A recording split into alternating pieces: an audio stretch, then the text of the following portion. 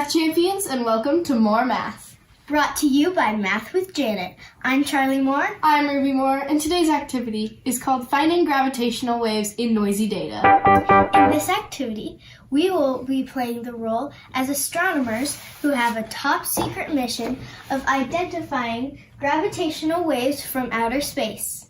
Let's play math. Before we get started, we're going to need to know some background information, like what are gravitational waves? How do we find them? And what do you mean by noisy data? Gravitational waves are kind of weird. They stretch and compress space-time itself. It usually comes from big objects like black holes, and it travels at the speed of light. We might have gravitational waves going through our bodies right now, stretching us and compressing us, but they're so small that we'll never notice. Gravitational waves give us a lot of good information on big objects in space, such as black holes, so astronomers build big machines to try to detect and study them. One of those big machines is called the LIGO. Our activity today is based off the LIGO mission. In this folder, we have some mystery gravitational wave signals that we need to identify. We also have some templates that are going to help us to identify them. The trouble with identifying gravitational waves is that it's like a whisper in a big room. The whisper, it's small by itself, it's quiet, just such as the gravitational waves. You're far away. These gravitational waves come from very far away. And on top of all of it, you've got extra noise going on. That's what the noisy data is. Here, we have some different templates with different types of gravitational waves. These are called monochromatic waves. It's like a bump on a spinning object, or two objects orbiting nicely around each other. You'll notice that it's very simple, up and down, up and down. The next type are called coalescing waves. These are two objects spiraling closer and closer to each other, and they might even collide. You'll see that it starts out with a nice simple wave, and then getting closer and farther this way, they start to get all wonky. And the waves get more and more intense as the objects get closer together. The next two types of waves are similar.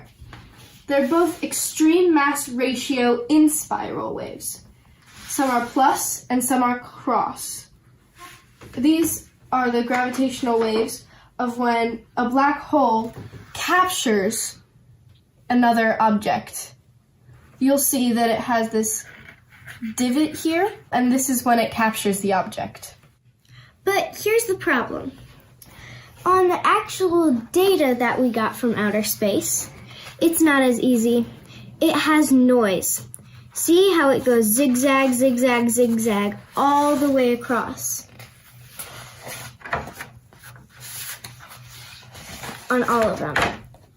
Our job today is to see through the noise and find which template matches the data from outer space. So let's get started. This is signal 1. First, we have to figure out what category this signal fits in. Then, we'll find the exact template. What category do you think its shape fits in best? I think for signal 1, it's not going to be It's not going either of these, the plus or cross, because it does not, it looks generally up and down. Yeah. So it's got to be either one of these. Yeah. I'm going to say it's monochromatic wave. Yeah. It is a monochromatic Because wave. it doesn't really have the little thing Yeah. at the end. But in the monochromatic category, we have 6 possible templates that could represent this signal.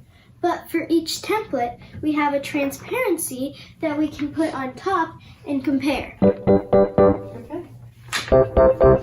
We'll start with template M1. That looks like the basic shape. But we should probably try the other ones to see which one fits best. This does not look like it. It goes down, and this one goes up. Looks a little off.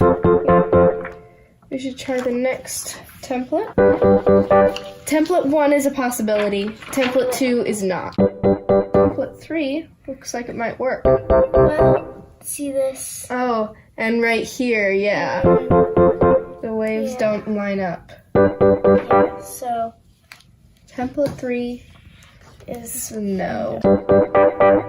ooh, this looks good. So M1 and M4. Well, here, this looks like it's going up, and this one's going down. Okay. Oh, yeah. Well, okay. M5. This starts to go down here, Yeah. and this keeps going up. But the rest of it lines up very well. I say we leave template 5 up for a possibility. Yeah, so let's try template 6. Template 6 looks good. Other than this part, but I mean, but it keeps going. So we've narrowed it down to template 1, 5, and 6. Now we're going to see which one fits the best. One strategy that can help us is to see if the lines go straight through the middle or if they go off to the side of the lines. So here's template 1. Template 1 goes right through the middle. Template M5. 5. This one, for some of them it goes through the middle, but for others it's off to the side. And for template M6. It goes kind of off to the side too. Yeah. Okay, so I think we found our closest fit. Template M1 for signal 1. Alright, signal 2. Let's see which one this compares to the most. Well, it has this little thing at the end, so It's more frantic than signal 1, but it still generally keeps this and then gets weird towards the end. My guess is that it's going to be a coalescing wave. yeah, because there's nothing really happening in the. It's just kind of normal in the middle, but it's not just. And then it slowly gets more frantic. Yeah. Okay. C1. C1. This goes up while the line is going down. Same for this. And same here. And so I don't think it's a very good fit. Okay. Let's try to go to template 2. I don't think this is a good fit either. Yeah. Same reason, because this goes down while this goes up, and Over here and here too. yeah, and under too. So let's Template try. C1 and C2 are in both a no. Okay. Template C3. I don't think this is a good fit, Yeah. because this part, it goes like a very frantic down, but This one too, and that, yeah. yeah, Goes up while this is going down and then. yeah. All right, so that's a no. Okay. Template C4. All right. Okay. This doesn't look too bad, except for that's probably just the noise, but the general thing is here. So it goes up with it and down with it, and then it gets more frantic. Using our strategy before, this kind of goes to the side. So that's We'll see if we can find a closer one. Okay, so C4. That's a maybe. Template C5. That's a no. Because while this is going down, this goes whoop whoop like that. Yeah. So template C5 is a no. Template C6. that no. I'm gonna say that's a no. No, because this goes up and this goes down, and this goes down and this goes up. And so even though our other one might not have perfectly fit, it's the best one of our options. And just because it doesn't go straight through the middle doesn't mean it can't be what we're looking for. All right, I think we found our match.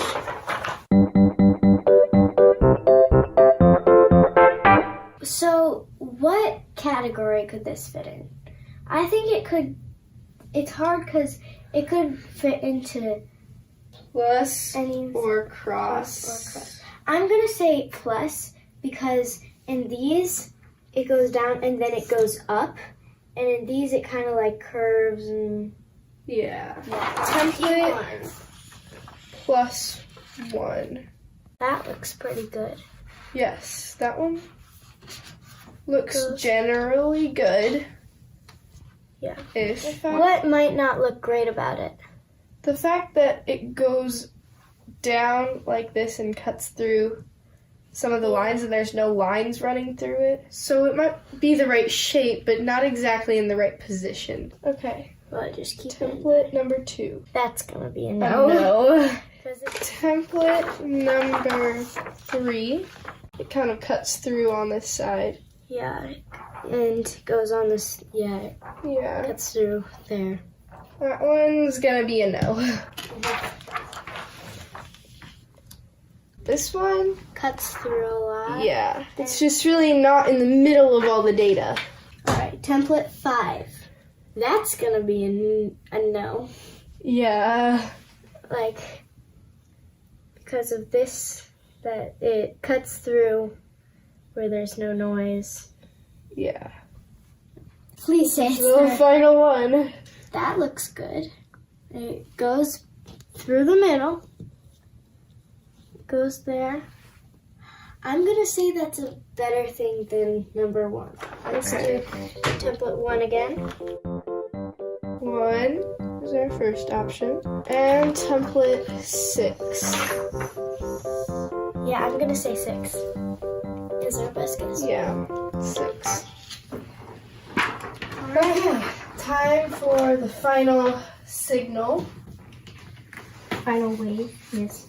Signal wave. Yeah. Okay, this one is template number 1. That's pretty good. It kind of goes off to the side, but generally, yeah, okay. So template 1, template 2. I'm going to say that's a no. Template 3. It kind of goes off to the side there. Yeah, it goes off to the side of some of the lines here, like it's not touching a line for that distance. Maybe, okay.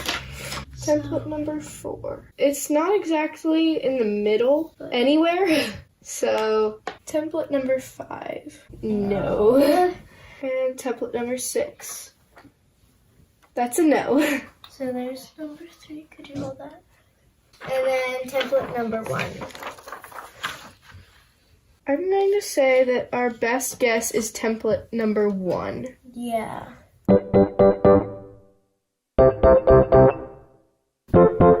This has been More Math, brought to you by Math with Janet. I'm Charlie Moore. I'm Ruby Moore. Thanks for playing math with us.